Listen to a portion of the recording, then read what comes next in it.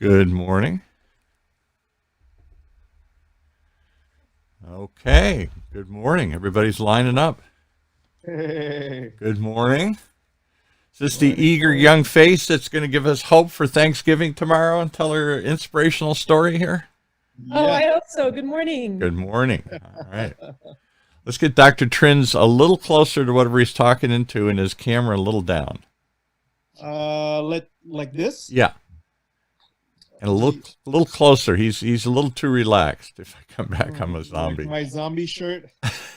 If I come back as a zombie, I'm eating you first. We'll go through this. Very inspirational. Yes. Let's get you a little closer to your mic, Dr. Trinh, wherever you're talking. Okay. Let me see. Oh, maybe I'll put it on the table. There you go. I actually have a mic, somewhere. Mike, who needs a mic? Oh, wait. What if I wore this? Try it. Let me see if it sounds better. Hold on. I have some too if you want me to grab them.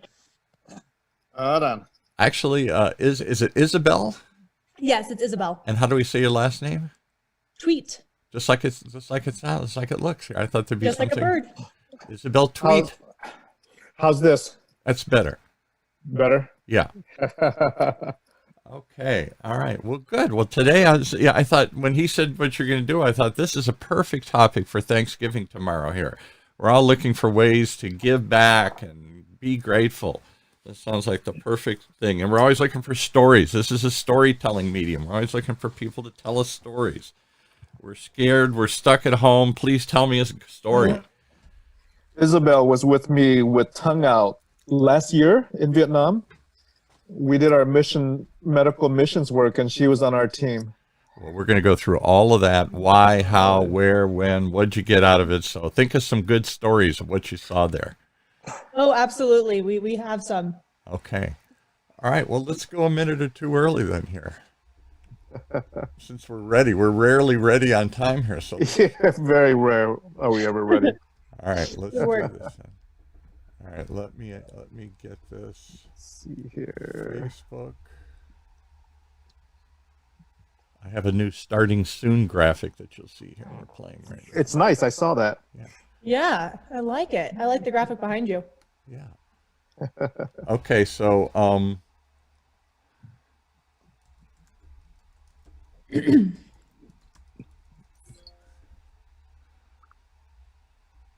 let's see if we can. Isabel, pause at UC Irvine. Not this morning, but Oh, who's that? Are you Irvine?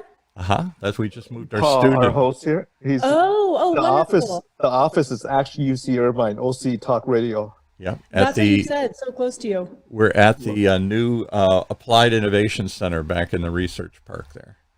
Oh, that's great. My parents both went to UCI, so we're close UC family. I think so did Dr. Trinh. He's an anteater. He looks like an old anteater. Oh. Zut, zut, zut. Zut. Zut. I never knew what the fingers were for it. The anteater. Yep. All right, I think we're on. Let's see if we're broadcasting. This looks like we're broadcasting. So welcome everybody. Let's get this thing rolling. We got this. Okay, everybody stay quiet, and here we go. In 3, 2, 1.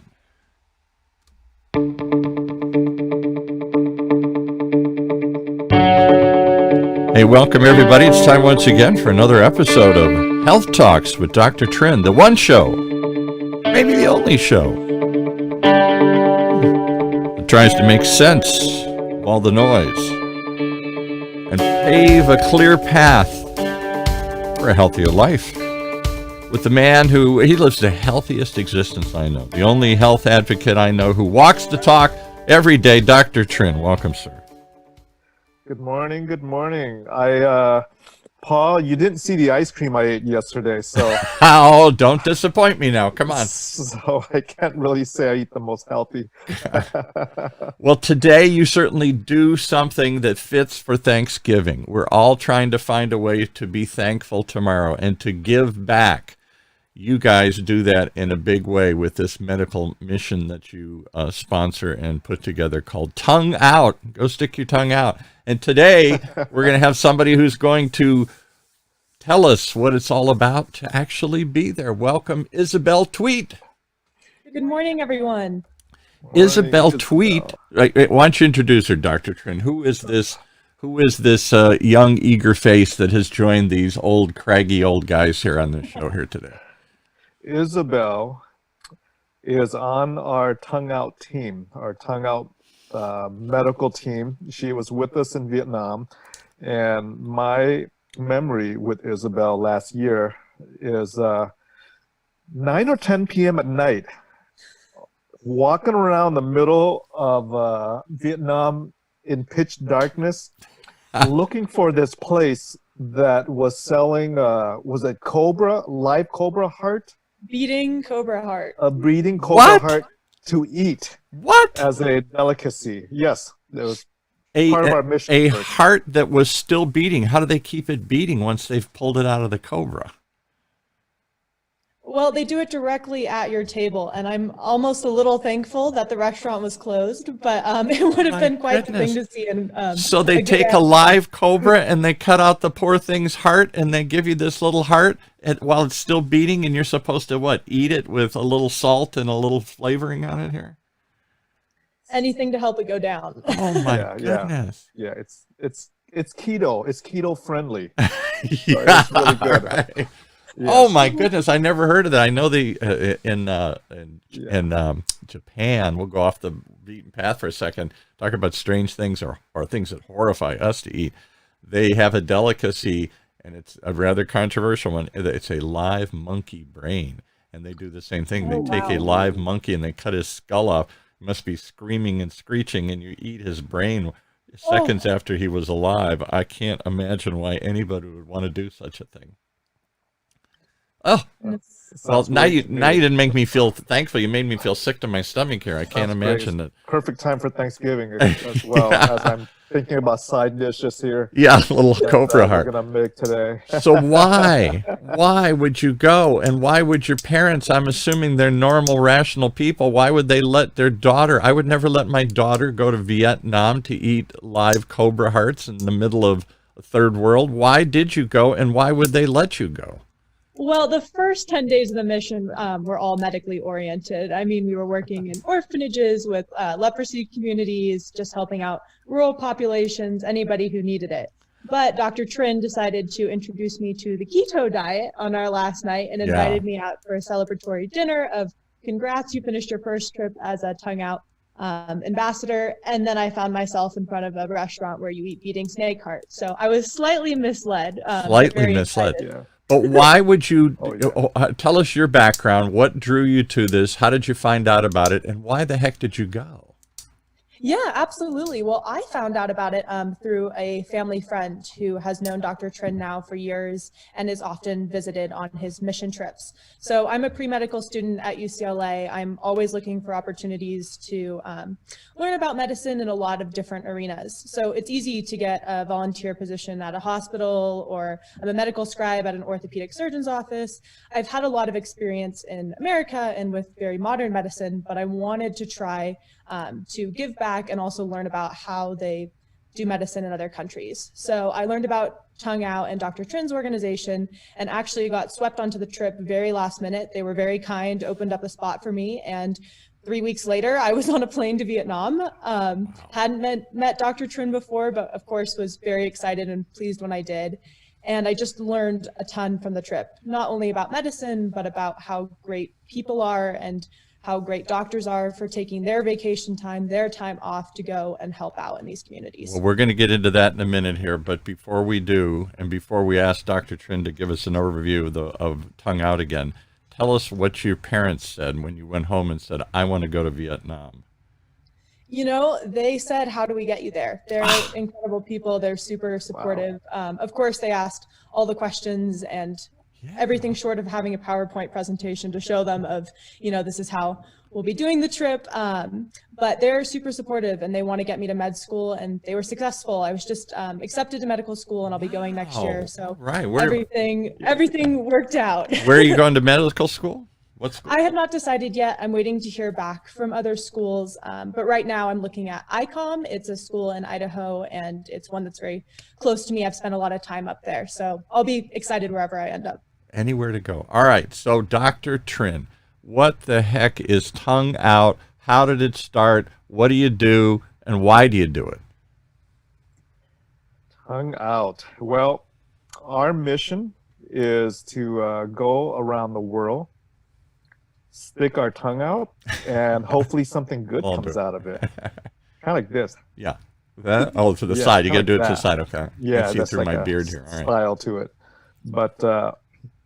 But we take doctors, nurses, and lots of students, including Isabel, around the world to third world countries with a mission to really show God's love to the least of these in society. And in Vietnam, it's we go and partner with physicians to do eye surgeries for the blind. And we work at leprosy centers with patients with leprosy, lots of orphanages work, building wells, building schools, things of that sort. We're in Haiti every year. We're in Peru every year. We're in Oaxaca, Mexico every year. Wow. And that's our So our mission. why did you start it? When did you start it? You didn't just wake up one day and say, hey, let's go to Vietnam and see what we can do to help. Or maybe you did. It's been a number of years. Been at least 6-7 years since we've been around, and I've been a medical missionary prior to that for a very long time. I was out in Hurricane Katrina back in 2004. We were out in Oaxaca, in different areas of Mexico, including Juarez, Mexico, when kilometer 33, I think, is where the Talahumara Indians. The Huda Indians? What was that then? The Talahumara Indians, who are indigenous to the area, but kind of looked down by the Mexican government and isolated. We've done lots of medical work among them. And a lot of the, not to get political, but there are a lot of indigenous tribes in Mexico, not just the ancient descendants of the Aztecs that we might have heard about. There are lots of Indian tribes up in the hills, particularly in the southern part of Mexico, that are not treated very well, that are not, they are kind of at the bottom edge of that society and not valued or looked after, and they have actually risen up in revolt. A number of cases in southern Mexico has been sort of a low simmering revolt for a long time in Mexico about how indigenous people are treated. And so that's really our mission is to go and make a difference, and to be God's hands and God's feet. But do you the tool set we have is medical, so we take doctors, nurses, dentists. But do you ever worry, and I'm sure you're going to say, no, God takes care of us here, but don't you worry about going to these remote, maybe dangerous, probably dangerous areas of the world? You're not just going down the street to help poor people, and I'm sorry to say most of us nice white suburban people would probably be terrified to even go down to Santa Ana at night, much less to go down to Oaxaca, Mexico, or to the middle of nowhere and say, here I am, ready to help. I'm not so sure I wouldn't feel I'd get kidnapped, I'd get ransomed, I'd get shot, I'd get horrible things. I can go down a list of horrible things that could happen to me. I get sick, I could die, Those are all concerns every time you are in the third world country. Yeah. The question is, are we going to make a difference, or are we going to stay safe at home? And, so there's the question for your audience. Are we going to, for those listening today in the special edition of Health Talks, because we're doing this on Wednesday instead of Thursday, tomorrow's Thanksgiving here in the United States, and we're all going to gather or virtually gather and try and recount, take stock of our life and say thank you and give thanks for what we've got, like the original Pilgrims did, who made it through that first winter, not without some help from some other indigenous tribes here. And we're all going to sit and wonder, okay, what can we do to make the world a little bit better place this year? Not many of us think, I'm going to go to the middle of nowhere and I'm going to climb. It's difficult to get there. It's dangerous to get there. But I'm going to go anywhere because I feel called to make a difference here. What would you say to people out there who just want to stay home and stay safe? That's, it's a choice. It's a calling. Yeah, right. It is a calling. I think it is that. I think it's almost it's something that says, despite all the danger and difficulties, I've got to do this. Is that the way you felt, Isabel, or is this just you're just a kid? You just think it's fascinating. You think you're impregnable anyway. Here, I'm impossible. I'm Wonder Woman. Nothing can happen to me here anywhere, right? I will say this, that anybody who entered the trip concerned came out of it saying, I'm coming back. When can I sign up for the next one? So, Dr. Trinh has excellent contacts over there. It's very safe. It's also very fun. But if we don't take these steps, then we're not helping out the people in the world who need it. So those people who were concerned were reassured, and then after being on the trip, just fell in love with Tongue Out, and more importantly, the people that we helped. And so there was not a single person who said, okay, I'm glad I did it, but I think that's it for me. Yeah. Ooh, everybody signed up again. Not doing that again. Thank you. That was nice. Like bungee jumping. Okay, that was fun once, but I don't think I'm going to go do it again next weekend here, or maybe. All right. So to the audience out there, what do you think of this? Is this just beyond the pale? Is this beyond the comfort level for 99% of it? I'm not so sure it wouldn't be beyond my comfort level. I don't know if I would. I hope I would. I think I would. I might. But the difficulty, let's talk about each one of those steps. How difficult does it get to these places? It must take forever. And you don't just get on a plane and tomorrow I'm going to land in the middle of the Vietnamese highlands. What was it like, Isabel? So I got on the first flight from LAX, and it was going to take a total of 16 hours of traveling to get to Vietnam, but I lucked out. I fell asleep for 9 hours. Oh my goodness. I was amazed, and it was wonderful. The way back was a different story. I was awake the whole time and it was awful, but going there, I arrived well rested. And then the whole trip was a series of bus rides, van rides, other small flights to get to places. So there's a lot of time for, working with people and helping them, but they're so dispersed that you really have to get in a car and drive and go to these places that are hard to get to because no one else is really going to go there. So Dr. Trinh had flights, buses, everything arranged so we could get all over the country. So what's it like? All right, so I land in what? You land in what used to be known as Saigon. What is it now known as? Ho Chi Minh City. Ho Chi Minh City. And you land there after this long flight, and you get off, and then you get on a series of. There are no trains in Vietnam, I don't think. You get on what? The first thing you think is it's really, really hot because everybody is always hit by the humidity. Yeah. And then you get on a bus, and Tongue Out gives you the first day to kind of settle in, let the jet lag kind of pass. So you meet the team members, you ride on a bus ride through Ho Chi Minh City, which is really unique and an awesome experience, especially if you're not from a city or you haven't traveled to other countries before. Right. And then you spend the rest of the first day just because everybody, the picture I have of Vietnam, and I've never been there, but every picture I've ever seen, it seems like there's tons of people on the move all the time, but they're all on bikes and motorbikes and mini bikes, and they're not on. It's not a population with tons and tons of cars. It's like in much of Asia, there's a lot of public or human powered transportation, and there's little tiny bike, and they're zipping in and out and everywhere, and it's kind of all over the place. Is that a correct image, or am I watching too many movies here? No, there's lots of scooters. We definitely took a poll on the bus of who could spot the scooter with the most people on it. And I think 5 people and a dog won. 5 people and a dog hanging in a little scooter, balancing somehow here. Yeah, right, exactly. It's incredible. But then the Highlands are very different. They're just beautiful rural areas, lots of green mountainsides. So Vietnam really has it all. And when you're traveling it by bus, you get to see everything and the transitions between it. So it's a beautiful country. The transitions, that's interesting. So, all right, when did you leave Vietnam, Dr. Trinh, and how old were you? I was 5 years old. And did your It parents, was, were your parents part of the boat people exodus? Were they trying to flee the fall of, or was that I prior was to one it? of the I was one of the last kids helicoptered out Really? by the American military in the Chinook helicopter.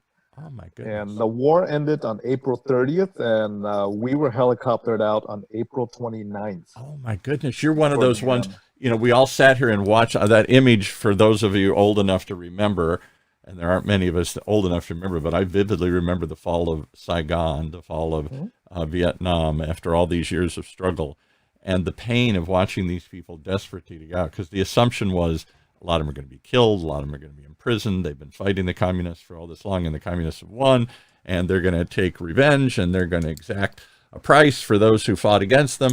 And people were desperate to get out. And there are images of the helicopter. I think that last helicopter taking off from the American embassy compound, and people literally hanging off of it until they couldn't hold on any longer, and then dropping to the ground as the helicopter lifted off. The last, gee, thanks for fighting this fight against communism, you guys, and we wish it had come out different, but we're leaving.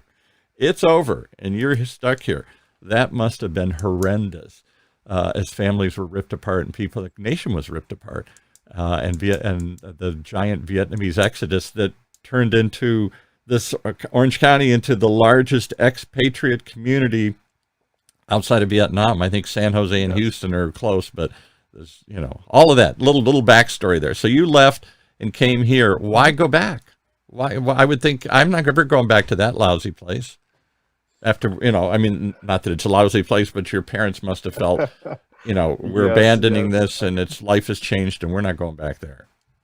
You know, when you arrive here with nothing, which Yeah. is what happened to our family, and I was only 5 years old at the time, and you look back on life and you realize that yes, we escaped communism with the shirts off our back, Yeah. and we were rescued. Who knows what would have happened if we never made it on the helicopter? Many didn't. Right. You look back and you realize how blessed you've been, and that your life, you're around for a reason, right?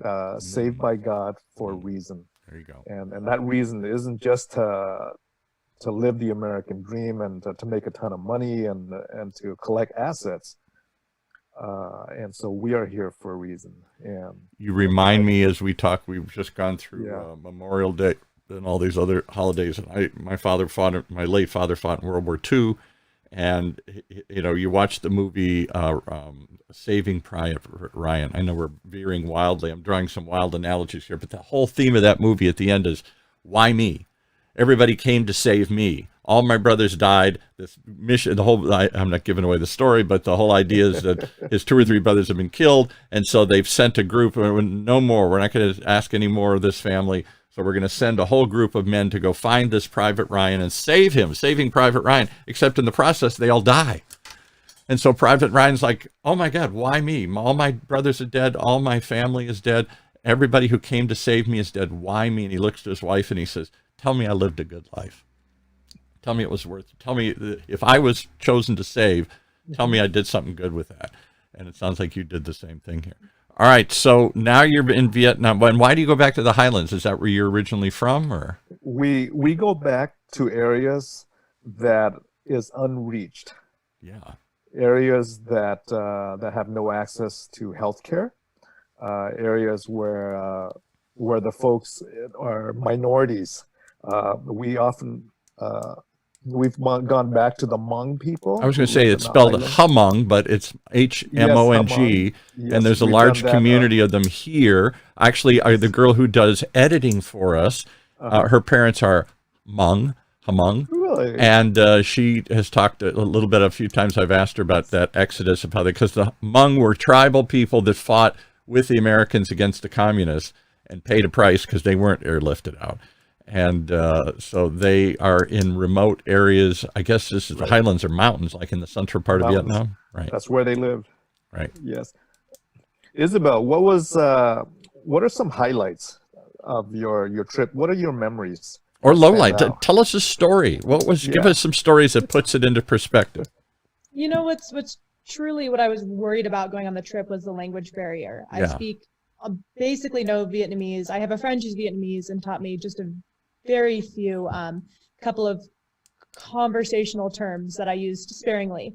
But I just realized how you can communicate without language and how beautiful that is. I mean, to have a patient sit down in front of me and I would take blood pressure and ask them, you know, what's wrong, what hurts? And there's a lot that you can be accomplished through pointing your finger. This hurts. How badly? It hurts Yeah. big or little. Up, down. Yes. Good, bad. Up, down, all of that sort of thing. And, you know, the Vietnamese people are just so grateful. You know, we come and then they just give you a hug no matter what. All I did was take their blood pressure and they just were so thankful for that. That doesn't happen for them that often. So you'd get a hug and they would move on to the next doctor. Now, from a more medical standpoint, what I really learned and appreciated from the trip was the guidance from doctors like Dr. Trinh. Obviously, I'm not a medical professional. I was an undergrad. I work in an orthopedic surgeon's office, but that doesn't mean I know much. Right. However, the doctors really let you guide. What do you think's the problem here? What do you think the diagnosis is? How do you think we can treat this?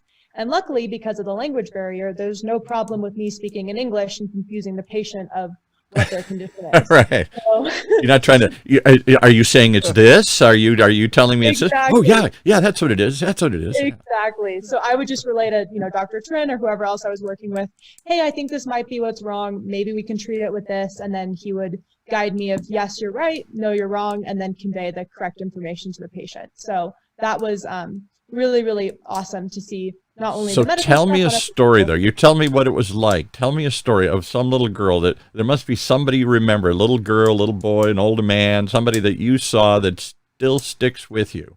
Sure. Somebody there. So we went to an orphanage and we went to quite a few, and at all of them we brought gifts. So in my case, I brought these fun little things called Wiki Sticks. I'm not sure if anybody played with them as a kid, but they're just sticky kind of wiry things that you can manipulate into different shapes, and kids love them. So Okay. I had this kid come up to me and he was a little bit shy at first, you know, didn't quite know who I was, if he wanted it. And I started building with the sticks in front of him just so he could see, you know, not Right. forcing them on him, but here's how they work. And so he picked up one and he started to play with it. And then he took a step closer to me and then he picked up another one. And pretty soon he's like wrapped around my leg playing with these Wiki Sticks. And he gets really creative and he makes a pair of glasses out of them and makes these glasses out of these total craft toys. And suddenly I'm making glasses for all the kids in the orphanage. And it was just really awesome because we have all these crazy pictures of the kids and they started drawing pictures and they wanted to show them to me. And these kids who had been so shy and scared to even look at me at first were now pulling on me, wanting attention. And it was a really, really great day. And that's just, you know, one of the many stories of What is life like for these kids in this area? You talked on our earlier show about just things we take for granted, like they can't go to school. Because it isn't just that there isn't a school nearby. The closest school, you got to walk all day to get there. There's no transportation. And little Timmy can't walk. Little Timmy, I don't know what his name is, but a little Vietnamese boy can't walk there, a little Vietnamese girl. One, because they got to stay home and do chores and keep us alive. And two, who's going to watch them? And so they, if I remember this is correct, the story you said, they literally send them to school and then let them stay there for a day or two or overnight because it's too hard to come back.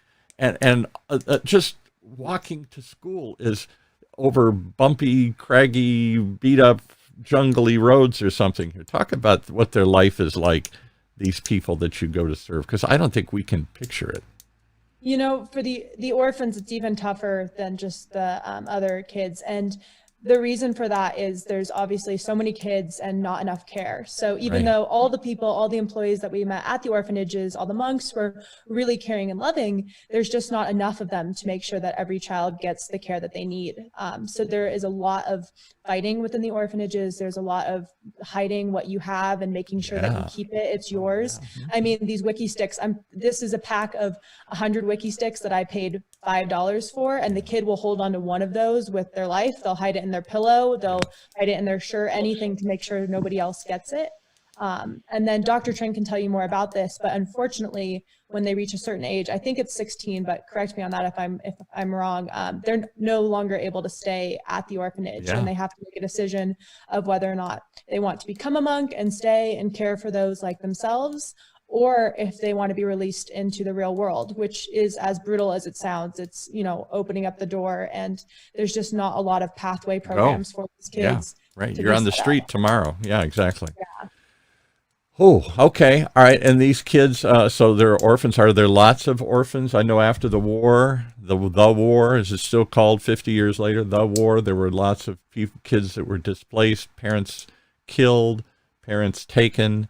There were lots of, I'm sorry to say, American service people that, had children and left behind, some of which were brought to the U.S., but many weren't. What is life like? Talk about these orphanages and paint us a picture of what you're seeing. Either one. Dr. Trinh, do you want to take this one? Yeah, what's interesting is that in Vietnam, many of the Buddhist pagoda by default are become orphanages, simply because when you live in a poor country and you're poor and you have children, if you're not able to take care for your children and feed them, oftentimes the parents will basically go to the pagoda and drop off their kids. Here, take my child and see what you can do to save them. Right? Yes, that is a common scenario in third world countries, and it's not just in Vietnam. We see the same in Haiti when we're there, and in many poor countries where unfortunately these situations exist. And the sad thing in Vietnam is that, and in Haiti as well, when we were there, is that there isn't a lot of transition programs for orphans. It's like you're an orphan, you reach the age where you can no longer stay there. There isn't life training or life classes, yeah. There is vocational training, yeah. Training, vocational training. That's nothing, and so you're just out on the street, and you're on your own, and so it always touches our heart. Like, what is going to happen to these kids when they get older? Someday we'll talk. We should do a show with children's group home here. My daughter is basically an orphan. She was abandoned in a little village in Mexico, brought here illegally, fell into foster care, and we adopted her from foster care. And in similar ways, not just orphans, there are a lot of kids who've been forced to become orphans. They've been taken away from abusive parents or whatever, like she was. And even in this country, when it's time's up, if we haven't found you a home, time's up.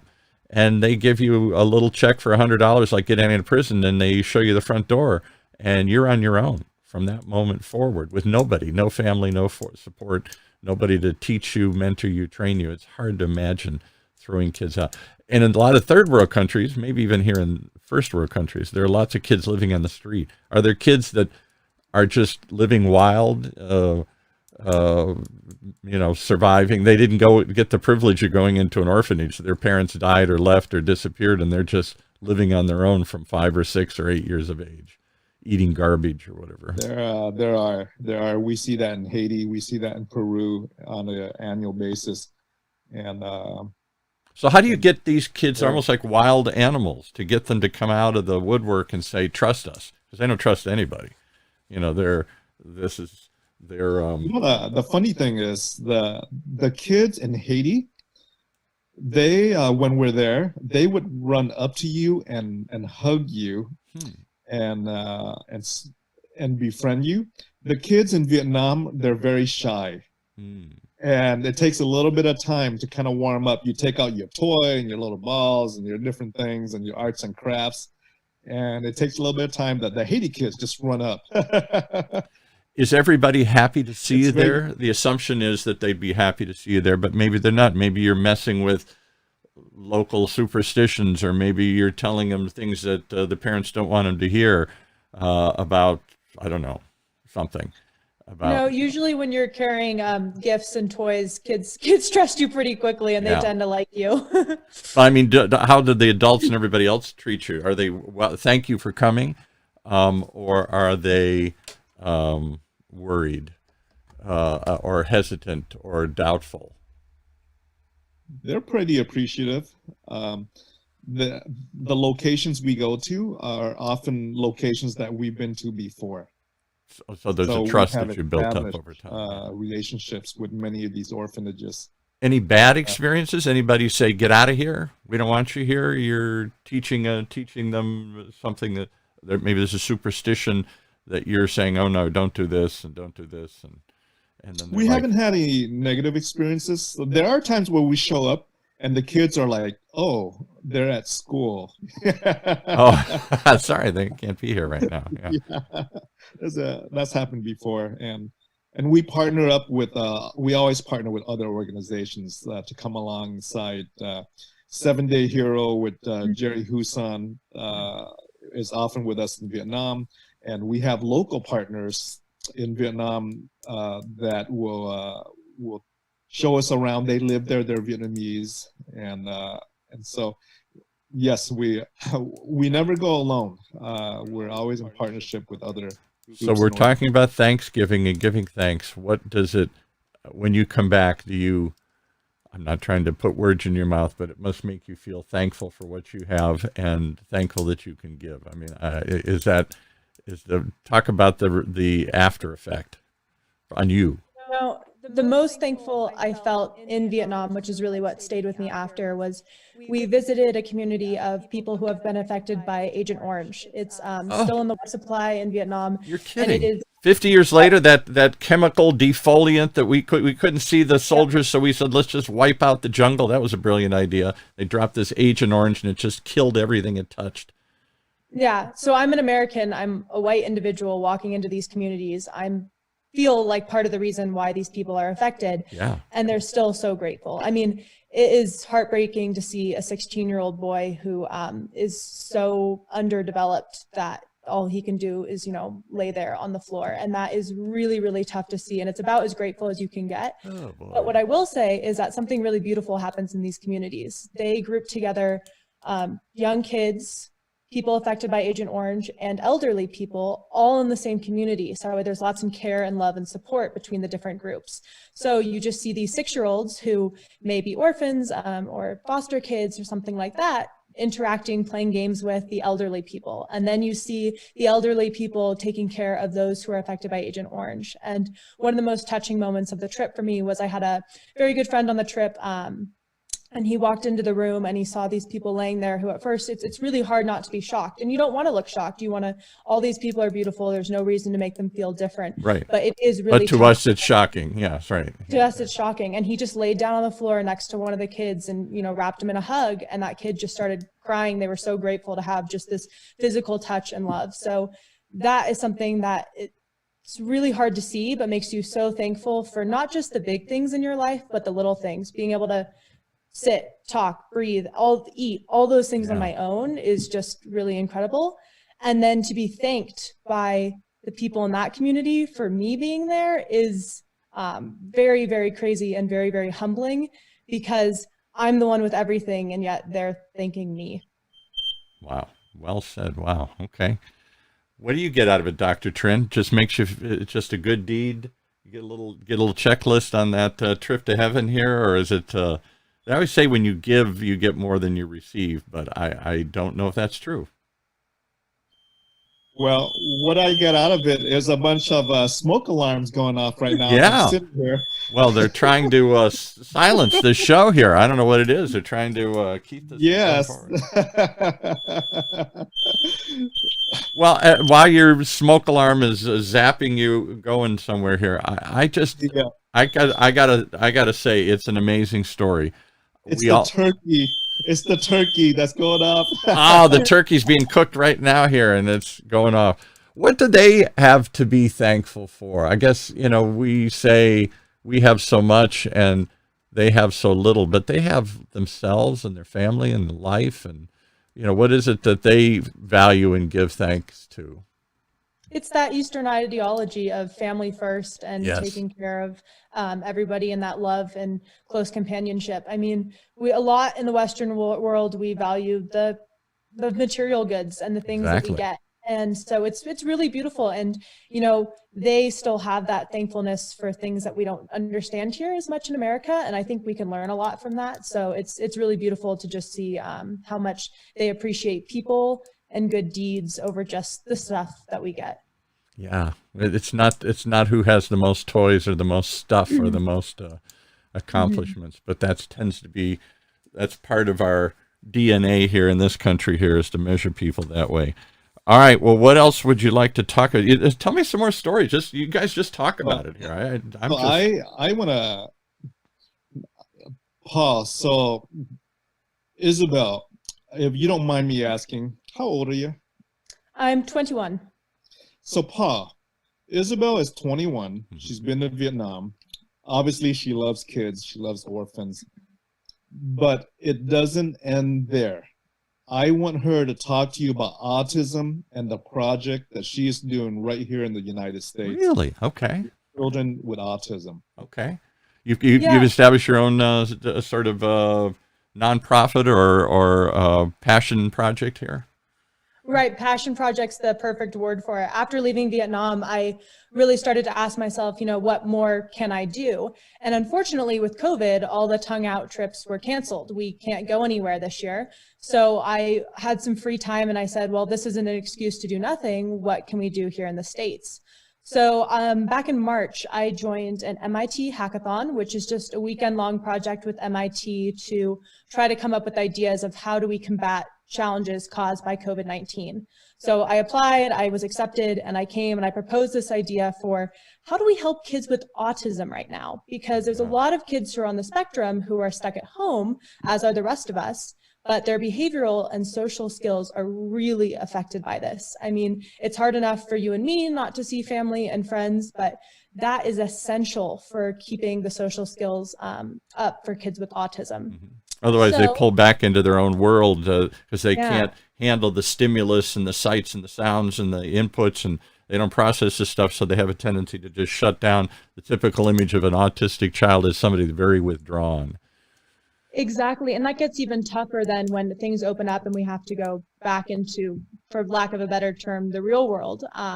So I just really wanted to help kids at home. So I proposed this idea for let's build an app. Kids are on their screens all the time right now anyway. This would provide an excellent chance for kids to practice good curriculum, enjoy some fun games, and give parents a break. I mean, it's hard enough to have your kids around all day, every day, but when your child is on the spectrum and maybe not getting the additional care that they typically need, it's really reassuring and comforting to say, here, play this game on your iPad, and I know it's going to help or at least support you. Right. So we're not a clinical game. We're not a replacement for therapy. What we are is support. So we are clinical support for your child at home. That way they can practice their social skills in a safe and fun environment and help them during COVID-19 and beyond. Wow. How is this? So what have you done and how has this been received? Yeah, so we are currently in the process of developing the app. That means we're building the games. I have a team of 12 people, and those 12 people are music composers who are building music for the app. She has a team. She's 21. She has a team. I didn't have a team. I was on a baseball team maybe, but I didn't have a team. No. When I was 21, I was playing video games with quarters. Yeah, right. And here we have Isabel, 21, working with MIT. I'm like, what? I got to just stop and say one thing.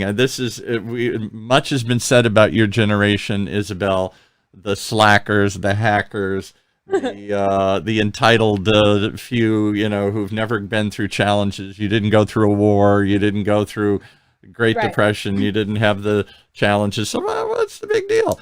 And yet there is a large segment of your constituents, a large segment of your cohorts here who do the most amazing things at 21. I hear this all the time. Oh, I went on a project and I've just volunteered and I did this and now we're putting together this and we're doing this and everything and we're building companies and we're creating ideas and everything. You're 21. I was laying on the couch at 21. Yeah. Me too. I was laying on the couch. Well, what's remarkable too is we have 2 people on my team who are over the age of 25, and they are excellent Really old. mentors. They help us a ton. We rely on them a lot because obviously I'm young. I don't know what I'm doing. But they also let me take the lead, and they let me make the mistakes, ask the questions, figure it out. And so I am working with 10 of the other people on my team are my age. They're UCLA students, they're UCI students, they're just kids who are interested. I have a younger sister who's only 15 years old, and she's getting interested in the project, and she's helping. And her ideas are just as, if not more valuable than some of the oldest people on our team because it's youth input. So it really just goes to show, especially in times of crisis, you don't have to be alone, and there's a lot that you can do to help out. So you guys don't seem to be the helpless generation, or you seem to think, well, we'll just roll our sleeves and we'll fix it. You know, we'll just fly to Vietnam. We'll just build an app. We'll fly to the moon. We'll invent a new technology. Well, what are you, 12? Come on over here. You can help out here. And we have a question on Facebook here. Okay. How young are the children that you work with for the iPads and the games? Okay. Sure. So we actually base it a little bit more off of mental age for kids with autism because obviously there's a wide spectrum. So our target interest groups are more the elementary school age people, but we also have adults who say, oh, I would love to play this game. We are targeting kids with ASD1 and ASD2, but it is useful for everyone. What is ASD1? You got to explain all those little acronyms. Because for those what little I know about autism is it isn't a thing. You don't just have autism and there, like you got leukemia or something, and there it is. It is this so-called spectrum. So how much you're affected and where you are and what you need, it can be anywhere from very mild to very severe, and it's a continual spectrum. It isn't just one profile. Absolutely. So we're mostly working with kids who are on the lower and middle end of the spectrum. So ASD1 just refers to autism spectrum disorder level 1. So those are people that require some support. And then you have level 2, which is we're requiring substantial support. We need a little bit more help. Now, the app isn't just, here's the app, it's completed, go ahead and take it, play it. That's what it is. Right. It builds and changes based off your child's needs. So if your child is on the more higher ends of the spectrum, they have a little bit more severe autism, they need more help, then the app is geared to help them with that. And it progresses. We don't want children to get stressed out when they play our game and then learn how to deal with that stress. We want them to learn how to approach difficult scenarios, schedule changes, things that are difficult for kids with autism to process. Right. And we want them to learn how to approach those calmly and not get too overwhelmed by them. So the app changes and is totally customizable based on the object isn't to make them feel frustrated and say I can't do it. It's to make them be supportive and not difficult. Alex on Facebook says I'll share the crap out of this app when it's launched. Good. Oh, amazing. We want to share the crap out of it. Exactly. Is there a name to this organization you've launched? Yes, so we are called Jackie OTS. We're actually named after one of the kids who inspired the building of the app because I have a lot of friends and family members who at the beginning of COVID just expressed their concern and the difficulty of being at home and how do I tell my kid why they can't go to the pool or to the park today? How do I do that? So we took some inspiration from them, and we're just a reminder that Jack, every kid with autism, is just another cute kid. They're not different, they're just special or all Jack. Awesome, as we like to say. So if you are interested, if you want to join, offer resources, volunteer, we have a website. It's jackieots.com. And there you can contact us with more questions, or I'm happy to answer more now. And what does OTS stand for? Jackie, like Jackie Brown? Jack's Internet Environment on the Spectrum. So OTS is just on the spectrum. On the spectrum. On the spectrum, the autism spectrum. Yeah, you're somewhere on the spectrum. You've got some. JackieOTS.com. So it's JACKIE or Y? That's JACKIE. Right. OTS.com. JackieOTS. Okay, I got it on Facebook. Great, thank you. Unbelievable. So where does life go for Isabel? Oh my goodness, the world ahead of you. You've been to Vietnam. I never went to anywhere by the time I was 21. You're taking on and building an app. I didn't build anything at 21. You've got a team of people that you're solving the world. I was just trying to solve how to, I don't know, how to play my computer games. How to get something, fun to do this weekend or something here, I'm sorry to say. I was solving Pac-Man, I think. Yeah. I can't even think about how little I thought about anything at age 21. It was just watching TV for me and zooming out and hanging with my buddies and trying to get a date. And, it was just a very simplistic life here. So is everything on the spectrum for you? Everything's possible? There is an endless spectrum of possibilities here? What are you going to do with your life? Yeah. So, this is just hopefully the start for me, and I'm really interested in kids with autism and kids in general. So maybe pediatrics is the way for me, maybe psychiatry is the way for me, but I actually have a very niche interest in what I want to study in medical school, and it doesn't even really relate to this, but I would like to study space medicine because I'm trying to become an astronaut in the space program. What? Wait a second. Space medicine. All right. So you, first of all, you're 20 and you've gone to Vietnam. That's enough. And then you come back and you build an app, and now you're going to go to Mars. Yeah, so I'm actually a volunteer JPL and NASA solar system ambassador, which means I help put on community events to get kids. Where did you get this kid? Come on, this is not a child. This is a child from a foreign, alien race here. Yeah, exactly. This is volunteer for NASA. Oh my word! Yeah, I'm just busy shooting down planes on my video game. Well, you are an inspiration to all of us, Isabel. And a reminder that there is much more to life than. Hope. Yeah, there's hope. There's hope for the next generation here if there are many like you. What do you do for NASA as a volunteer or JPL? Yeah, so I put on community events to get kids, mostly kids, excited in space travel. So that means I go to local libraries, hospitals, Girl Scout troops, and I bring fun presentations and usually a good craft to go along with it to get kids engaged. But COVID has obviously put a halt on those in-person things. So right now what I'm doing is releasing a kids TV series called NASA Kids to help get kids excited from home. So those are being broadcasted in hospitals and libraries across the US just to help out. Those are also totally free videos. So if anybody wants access to those, I have a Facebook page, so you can just search my name and you can watch those videos for free. They're fun. Spell your first and last name, because I would not have spelled either one of them. I would have spelled it Isabel, and it's Isobel, right?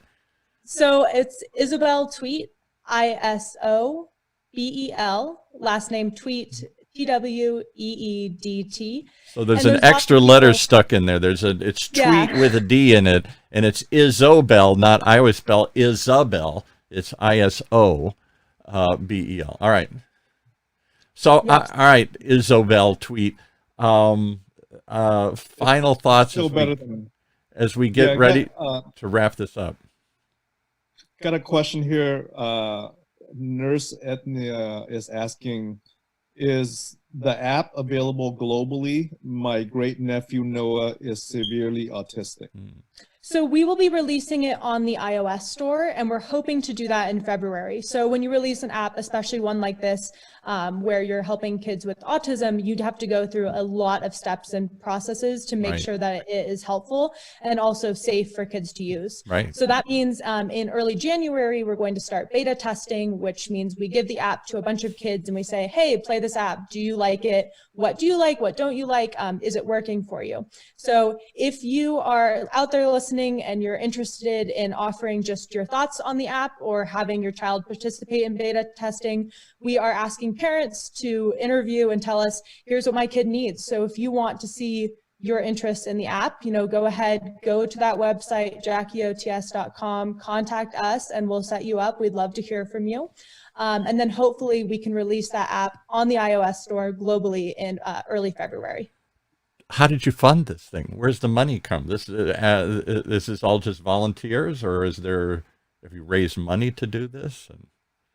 Right. So right now we are all volunteers. Me, everybody else, we're putting in 10 to 20 hours a week, and we are just doing it because it's a passion project and we want to.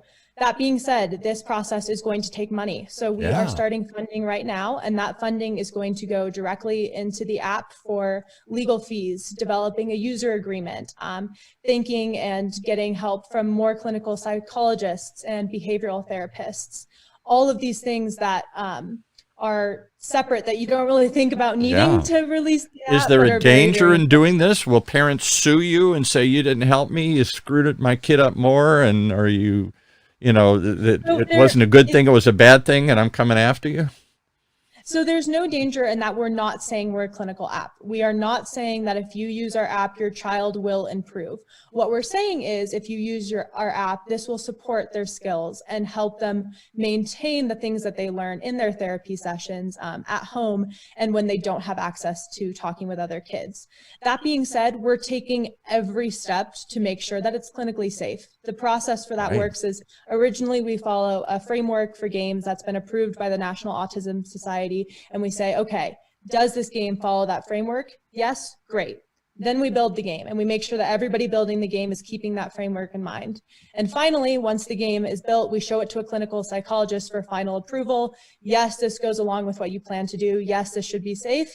And then we make a whole group of kids play with it. So we are taking every step and precaution to make sure that it's not safe. just throwing it out there. All right, so you know what we should do for a future show, Dr. Trinh? We should reach out and find out. I know there's a local autism organization that would love to come on the show and bring Isabel back and talk about the special needs of these special kids and chat more about this. Do you have any interface? Are you connected with any local autism organizations, or are you just doing this on your own under their guidelines or whatever else you've been able to find here? Right. So we actually work with organizations from across the United States because some of our members are located in Massachusetts and Florida and all over. And actually we have some international members, one's in Dublin. So we are spread out and we're following guidelines from all over, which we're actually finding is really useful because what one guideline might lack, another one reminds us of. Yeah, right. That being said, we are always looking for more connections, and I can't disclose all the partnerships that we have live on the air, but we are looking for more connections and help from anyone. But that can be an official autism group. It can also just be a parent at home or a college kid whose internship was canceled and they just want to get involved with a passion project. Well, I'm very Irish, as it's come out on this show. So anything when you said Dublin, my ears perked up here. Let's find a connection to anything Irish. I applaud you for what you've done. Really, I mean that's a very mild term for what I'm thinking. Most of us are probably feeling amazed, grateful, thankful that there are people like Dr. Trinh and a new generation like Isabel Tweet coming up, taking the reins and taking it further than we thought possible, particularly at age 21 here. And good luck. Godspeed, and keep up the good work here. I don't even know what to say. I can't even come up with enough good things to say. Well, thank you so much. And it's really not just me. It's the whole team and all the parents, anybody who's ever helped. You're all a symbol of something that we all aspire to be, but don't do enough of. Yeah, exactly. Yeah. All right. Final thoughts. How do we reach Tongue Out if we want to learn more about Tongue Out and the good work you guys do and the inspiration that you're bringing to a future generation? Not just to help you bring. Tongueout.org. And they have to show us a picture of their tongue out to see if it's acceptable or not. And it's got to be the side or straight up? I'm not joking. It's part of the application. It's part of the application. You got to stick your tongue out. Right. So, Well, thank you for sticking your tongue out today and showing us, telling your tale of what you went through. An amazing story today here on Health Talks with Dr. Trinh. Happy Thanksgiving. Happy Thanksgiving, everyone. Thank you so much for having me today. Okay. All right.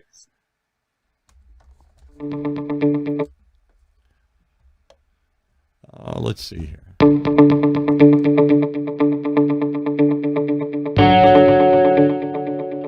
You've been listening to another great example of why we have this show and what we do. Health Talks with Dr. Trinh, right here in Orange County's only community radio station, octalkradio.net.